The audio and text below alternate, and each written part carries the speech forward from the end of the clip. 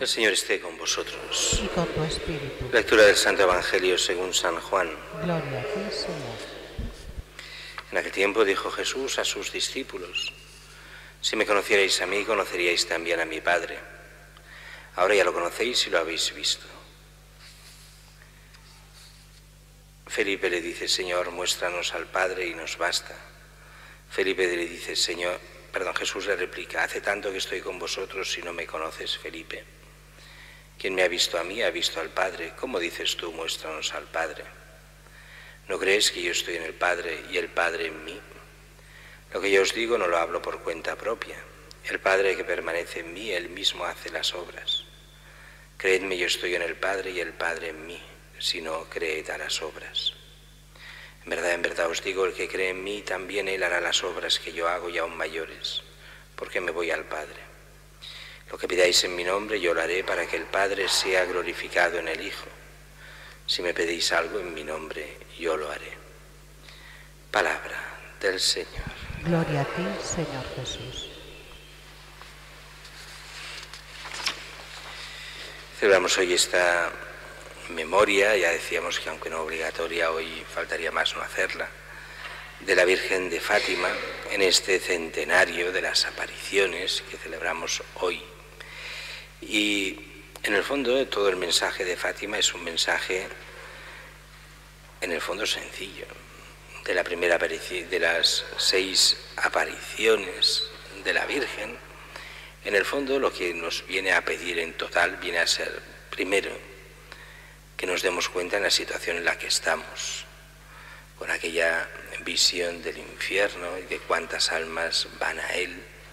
La Virgen quería mostrar a los niños y por medio de los niños a toda la Iglesia la situación dramática del mundo alejado de Dios.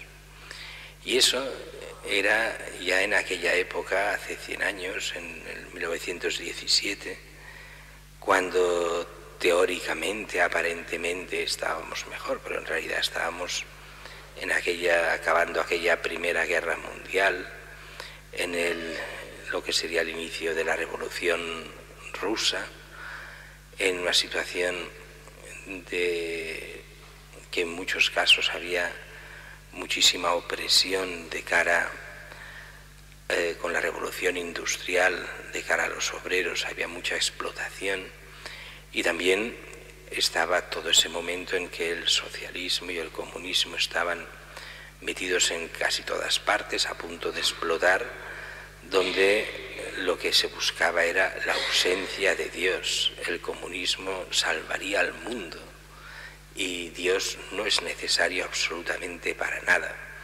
Y se iba corrompiendo a las personas, alejándolas de Dios, porque Dios era el opresor y la revolución era la salvación.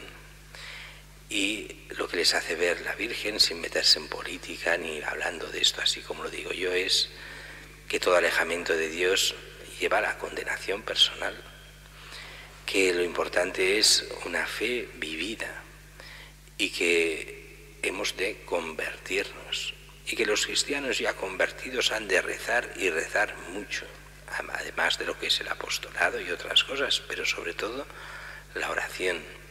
Y de allí la importancia del rosario y de la intercesión, pedir por la salvación de los demás. Y insistía en esta devoción al Inmaculado Corazón de María, que en el fondo es la devoción a la Virgen, como fuente de salvación.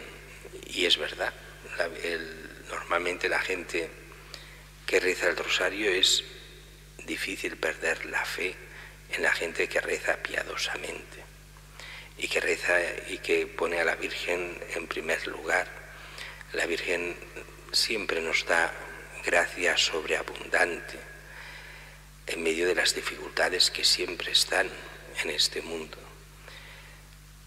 Después, aparte de todo esto, también la Virgen de Fátima nos habló de estos secretos, nos habló a los niños, y de este último secreto que, es complicado saber si se ha ya hecho o no se ha hecho, esa revelación de esa visión del hombre, del obispo vestido de blanco que iba subiendo el monte sobre aquellos cadáveres y que al final también él era herido, y como herido de muerte, si se refiere realmente o no al atentado al Papa Juan Pablo II. Bueno, algunos dicen que sí, otros dicen que no, ya veremos. En el fondo eso es lo de menos. Lo importante es darnos cuenta de cómo el diablo actúa contra la fe y contra Dios, y contra la fe y Dios no en general, sino en cada uno de nosotros. El triunfo del diablo es que no creamos, y el triunfo de la Virgen es que seamos auténticos hijos de Dios, que realmente vivamos como discípulos de Cristo, y que nos ayuda en eso la devoción fiel a la Virgen, que es la Madre de Cristo y nuestra Madre, que quiere llevarnos por el camino del bien, de la verdad y de la fe. Y vayamos un momento sobre las lecturas, que son las lecturas del día y nada tienen que ver con esta fiesta. En la primera lectura hemos visto, Hechos de los Apóstoles, cómo los judíos, algunos se convierten, nos hemos saltado algún trocito, donde algunos sí, pero la mayoría, estamos en el primer viaje de San Pablo, estamos en Asia Menor, lo que es Antioquía, Turquía, la actual Turquía, y la ciudad de Antioquía de Pisidia.